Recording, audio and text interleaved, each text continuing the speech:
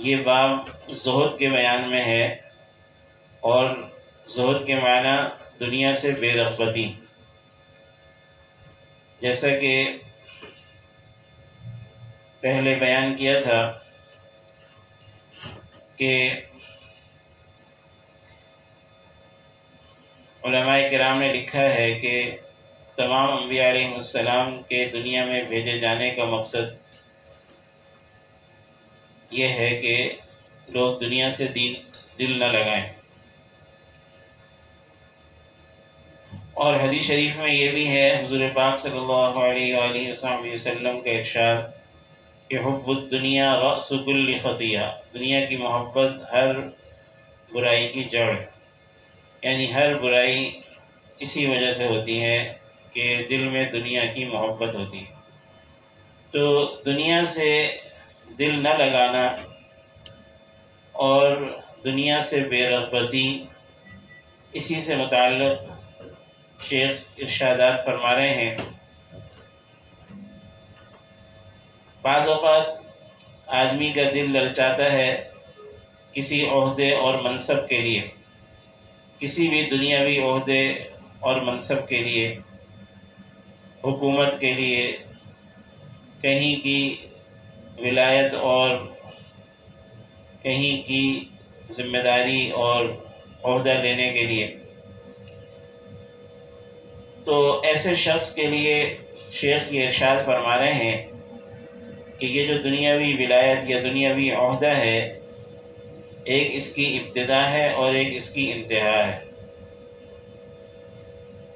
اگر ابتدا تجھے اپنی طرف کھینچتی ہے کہ تجھے نظر آ رہا ہے کہ یہ عہدہ ملے گا تو لوگوں میں میری عزت ہوگی اور لوگ میرے آگے پیچھے پھریں گے، یہ تجھے ابتدا میں نظر آ رہا ہے، لیکن اس کی انتہا یہ ہے کہ ایک نہ ایک دن یہ عہدہ تجھ سے چھٹے گا، یا تو تجھے معزول کر دیا جائے گا. اور اکثر ایسا ہی ہوتا ہے، زندگی میں ہی آدمی کو معزول کر دیا جاتا ہے، یا پھر موت کے ذریعے تو یہ چھٹنا ہی ہے. تو عقل مندی کا تقاضا یہ ہے کہ ابتدا کو مت دیکھو، انتہا کو دیکھو.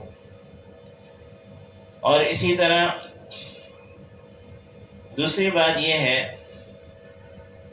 کہ اس عہدے اور اس منصب کی ایک ظاہری حالت ہے اور ایک اس کی حقیقت ہے. ظاہری حالت تو یہ ہے کہ بہت اعلیٰ قسم کا عیش و عشرت ملے گا اس عہدے کے ذریعے، کھانا پینا اعلیٰ ہوگا اور رہائش اعلیٰ ہوگی اور بہت سی فیسلٹیز اور مراعات ملیں گی. یہ تو اس کی ظاہری حالت ہے، لیکن اس کی باطنی حالت کیا ہے؟ اس کی باطنی حالت یہ ہے کہ یہ حکومت اور یہ عہدہ اللہ تعالیٰ سے دور کرنے والی چیز ہے، یہ اللہ کی یاد سے دور کر دینے والی چیز ہے، اور اس میں آخرت کا مکمل نقصان ہی نقصان ہے. اور اس کے اندر عام طور پر یہ ہوتا ہے کہ لوگوں کے حق تلف ہوتے ہیں اور لوگوں کے ساتھ زیادتی ہوتی ہے، ظلم ہوتا ہے، اور اس کے نتیجے میں حقوق العباد کا بوجھ سر پر رہتا ہے. تو یہ سارے اس کے انجام ہیں اور اس کا باطن ہے. تو اگر ظاہر تمہیں اس کی طرف آمادہ کرتا ہے تو باطن تمہیں اس سے بے رغبت کرتا ہے. تو عقل مند وہ ہے کہ جو ظاہر کو نہ دیکھے، باطن کو دیکھے اور حقیقت کو دیکھے، ابتدا کو نہ دیکھے، انتہا کو دیکھے. اور اسی کے آخر میں حضرت مولانا عبداللہ گنگوہی رحمۃ اللہ علیہ نے مولانا روم رحمہ اللہ کا ایک شعر لکھا ہے جس کا حاصل یہ ہے کہ تھوڑی سی دنیا کی تکلیف اور وقتی پریشانی کوئی بڑی بات نہیں ہے، اس کا انجام آگے خوشی ہے اور راحت ہے، اور وقتی رونا جو ہے اس کا انجام ہنسنا ہے. اس کے برعکس جو دنیا کا وقتی عیش و عشرت اور راحت و آرام ہے، اس کا انجام آگے کی تکلیفیں ہیں۔ تو عقل مند وہ ہے جو انجام کو دیکھے۔ مولانا روم رحمہ اللہ فرماتے ہیں، در پس ہر گریہ آخر خندئیست، در پس ہر گریہ آخر خندئیست، مرد آخر بھی مبارک بندئیست۔ ہر رونے کے پیچھے آخر میں خوشی اور ہنسنا آئے گا، تو آخر بھی بندہ جو ہے، جو انجام کو دیکھنے والا ہو، وہ مبارک بندہ ہے۔ اسی دنیا سے بے رغبت کرنے کے باب میں اس کے بعد والا ارشاد جو شیخ فرما رہے ہیں، فرماتے ہیں خدا تعالی نے دنیا کو اعتبار کا محل یعنی عبرتوں کا مقام اور کدورتوں کا معدن، تکلیفوں اور مشقتوں اور پریشانیوں کی کان اس لیے بنایا کہ تجھ کو اس سے بے رغبت کرے۔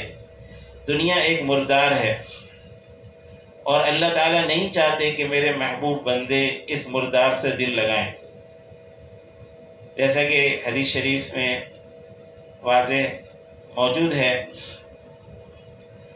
کہ ایک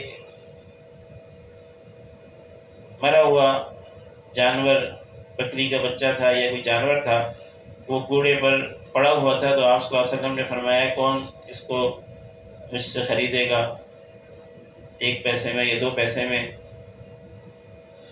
تو صحابہ نے عرض کیا کہ یا رسول اللہ اس کو تو کوئی مفت میں بھی نہیں لے گا، تو سڑی ہوئی جانور کی وہ ہے، لاش ہے۔ تو آپ صلی اللہ علیہ وسلم نے فرمایا کہ اللہ تعالیٰ کے نزدیک دنیا اس سے زیادہ ذلیل ہے، علیہ السلام۔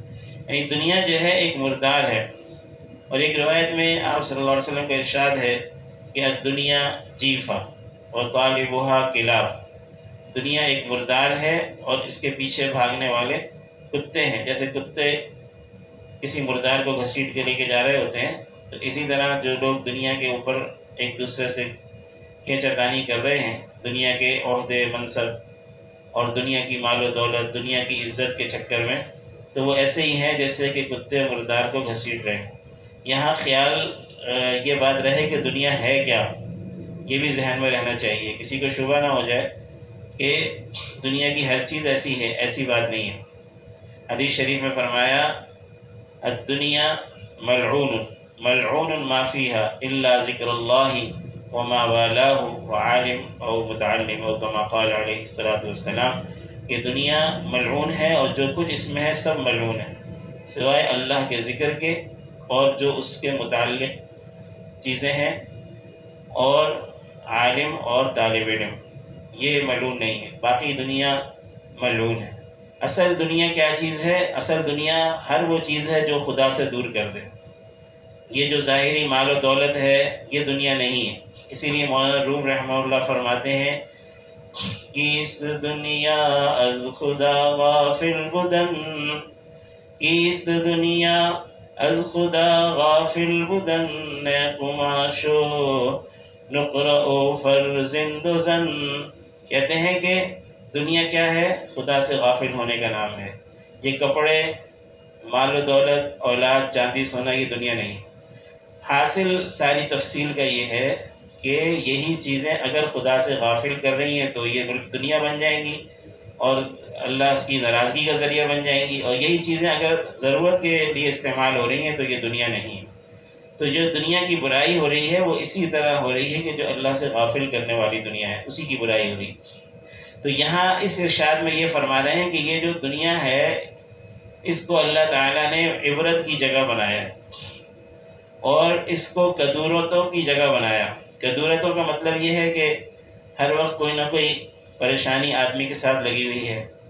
آدمی کی حالت ایک وقت میں بہت اچھی ہوتی ہے اور وہ راحتوں میں ہوتا ہے، لیکن تھوڑی وقت میں کوئی پریشانی آ جاتی ہے اور کوئی نہ کوئی تکلیف آ جاتی ہے، کوئی نہ کوئی دل اچاٹ کرنے والی بات سامنے آ جاتی ہے، اور کتنے ہی آدمی کے ساتھ ایسے حالات آتے ہیں کہ وہ چاہتا ہے کہ میں اچھا رہوں، میرا کھانا پینا اچھا ہو، میرے ساتھ یہ کام صحیح ہو، وہ کام صحیح ہو، لیکن ہوتا اس کا الٹ ہے۔ تو یہ دنیا جو ہے پریشانیوں کا گڑھ ہے اور تکلیفوں کی جگہ ہے، تو اس کو اللہ نے ایسا کیوں بنایا؟ اس میں بھی ایک حکمت ہے۔ وہ حکمت یہ ہے کہ اللہ تعالیٰ ایمان والوں کا دل اس مردار سے ہٹانا چاہتے ہیں۔ بعض اوقات دل ایسا لگ جاتا ہے، ایک تو ہے تھوڑا بہت دل کا لگنا، یہ تو ضروری ہے، ورنہ انسان دنیا میں رہ ہی نہیں سکتا۔ تو تھوڑا بہت تو دل لگا ہی ہوتا ہے مال و دولت اور جائیداد اور بیوی بچوں وغیرہ سے، وہ تو جو ہے اس لیے ضروری ہے کہ وہ تو ان کے حقوق ادا کرنے کے لیے ضروری ہے، اور وہ تو انسان کا اپنا نفس کا بھی حق ہے، لیکن وہ ایک حد ہے، اور اس کی حد یہ ہے کہ جو بھی دل اتنا لگ جائے کہ وہ اللہ کے کسی حکم کو توڑنے کا ذریعہ بن جائے تو وہ اتنا ہی برا ہو جائے گا۔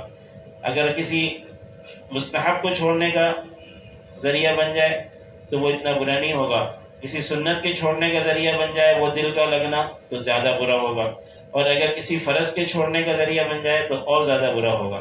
تو اسی لیے یہ جو دل لگ جاتا ہے دنیا سے زیادہ، ضرورت سے زیادہ، تو اس دل کو دنیا سے ہٹانے کے لیے اللہ تعالیٰ نے اس کو قدورتوں کا محل بنا دیا۔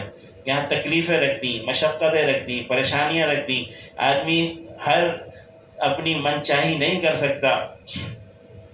ما كل ما يتمنى المرء يدركه تجري الرياح بما لا تشتهي السفن۔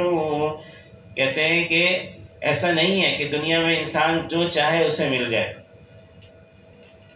ہوائیں اس رخ پر چلتی ہیں جس رخ پر کشتیاں نہیں چاہتی۔ پہلے زمانے میں کشتیاں چلتی تھیں ہواؤں کے رخ پر۔ اب جانا ہے ایک آدمی کو جدہ اور ہوائیں اس کو ہندوستان کی طرف کھینچ کے لے جا رہی ہیں، تو مجبوراً وہ چلتے چلتے ہندوستان واپس پہنچ جاتا تھا۔ تو یہ جو ہے بعض اوقات انسان کی مرضی کے خلاف بھی ہوتا ہے، اور اکثر ایسا ہوتا ہے۔ تو ایسا نہیں کہ ہر چیز جو انسان دنیا میں چاہے اسے مل جائے۔ تو یہ دنیا عیش و عشرت کی جگہ نہیں ہے، اور اس کو اللہ تعالیٰ نے قدورتوں کا محل اسی لیے بنایا ہے تاکہ بندوں کو اس سے بے رغبت کر دے۔ اس کی تشریح میں حضرت مولانا عبداللہ گنگوئی رحمہ اللہ فرماتے ہیں، دنیا کو اللہ تعالیٰ نے مقام عبرت اور پریشانیوں کی کان بنایا ہے کہ رات دن ایسے ایسے واقعات عبرتناک ہوتے رہتے ہیں کہ عقل مند آدمی ان سے عبرت حاصل کر سکتا ہے، اور ایسی بلائیں اور مصیبتیں آتی رہتی ہیں کہ جن سے بڑی نصیحت مل سکتی ہے۔ بہت سے لوگ اپنے مقصد اور مطالب حاصل نہیں کر سکتے۔ آدمی چاہتا ہے کہ میں تندرست رہوں، لیکن بیماریاں اس کو نہیں چھوڑتی۔ آدمی چاہتا ہے کہ مجھے مال ملے، لیکن بجائے اس کے تنگ دستی اور مفلسی آ جاتی ہے۔ آدمی چاہتا ہے کہ اولاد ملے، لیکن بعض لوگ اولاد ہی کے غم میں ان کی عمر گزر جاتی ہے۔ بعض لوگوں کی اولاد ہوتی ہے اور سامنے گزر جاتی ہے۔ یعنی دنیا میں تکلیفیں اور مشقتیں مختلف طریقے سے آتی رہتی ہیں۔ غرض دنیا تشویشات اور قدورتوں سے بھری ہوئی ہے، لیکن اس کے اندر بھی اللہ تعالیٰ کی بڑی رحمت ہے کہ وہ ان حوادث اور مصیبتوں اور عبرتوں سے آدمی کو دنیا سے بے رغبت کر دیتا ہے، اور اس دنیا کو ایسا بنانے میں یہی حکمت ہے تاکہ اپنے بندوں کو اس مردار سے علیحدہ کرے، اور وہ اس سے ایسا دل نہ لگا بیٹھیں کہ اللہ سے غافل ہو جائیں۔ اگلے ارشاد میں جو بات فرما رہے ہیں اس کا حاصل بھی یہی ہے کہ اللہ تعالیٰ کے بندے جو ہیں، بعض تو ایسے ہوتے ہیں کہ جن کو اللہ تعالیٰ نے عقل سلیم عطا کی ہے، جن کی عقل بالکل درست ہے، اور عقل درست ہونے کی وجہ سے ان کے دل میں خواہشات کی محبت زیادہ اندر تک گہرائی میں نہیں ہوتی، اور دنیا کی محبت زیادہ اندر تک گہرائی میں نہیں ہوتی، تو وہ اپنی لذتوں کے چکروں میں نہیں رہتے۔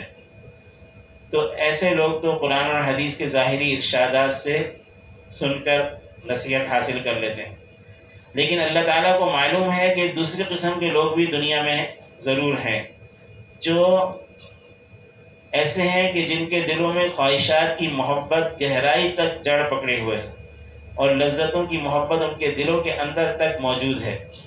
تو ایسے لوگوں کی اصلاح کے لیے اللہ تعالیٰ نے ان کے لیے مصیبتوں کی چاشنی رکھی، کہ ان کو مصیبتوں کا مزہ چکھایا، اور ان مصیبتوں کی وجہ سے ان کا دل دنیا سے ہٹا لیتے ہیں اللہ تعالیٰ۔ اور یہ بھی اللہ کی رحمت ہے۔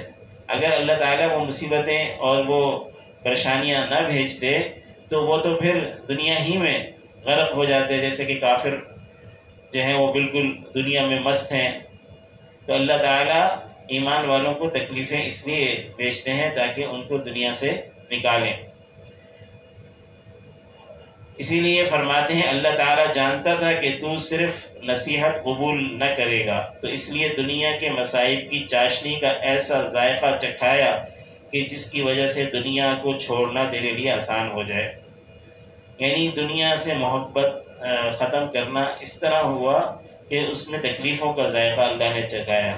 اس کی تشریح میں لکھتے ہیں جس شخص کے اندر دنیا اور دنیا کی لذتوں کی محبت نہیں رکھی گئی اور اس کی عقل سلیم ہے، اس کے لیے تو صرف نصیحت اور قرآن اور حدیث کا وعظ کافی ہے۔ لیکن اللہ تعالیٰ کو معلوم تھا کہ بہت سے بندے ایسے بھی ہیں کہ ان کے دلوں میں دنیا کی لذتوں اور دنیا کی گندگیوں کی محبت جمی ہوئی ہے اور ان کی عقل کم ہے، تو ایسے لوگوں کو صرف نصیحت کافی نہیں ہوگی، تو ان کو دنیا کی مصیبتوں اور غم و رنج کے ایسے مزے چکھاتے ہیں کہ ان کا دل اس مردار سے افسردہ اور پجمردہ ہو جاتا ہے۔ یعنی ان کا دل اس سے ہٹ جاتا ہے، دل کھٹا ہو جاتا ہے، دل جو ہے وہ اس سے پھر نہیں لگتا۔ اور یہی مقصد ہے ان چیزوں کو، اور ان کے لیے دنیا کا چھوڑ دینا آسان ہو جاتا ہے۔ اگرچہ بعض بندے ایسے بھی ہوتے ہیں کہ ان مصیبتوں کے باوجود بھی ان کو عبرت نہیں ہوتی، لیکن بتیرے مسلمانوں کا حال یہی ہے کہ ان کو اگر تکلیفیں آتی ہیں تو تکلیفیں اٹھا کر اللہ کی طرف متوجہ ہو جاتے ہیں اور پہلے سے ان کی حالت بہتر ہو جاتی ہے۔ تو اس لیے اللہ تعالیٰ یہ تکلیفیں بھیجتے ہیں۔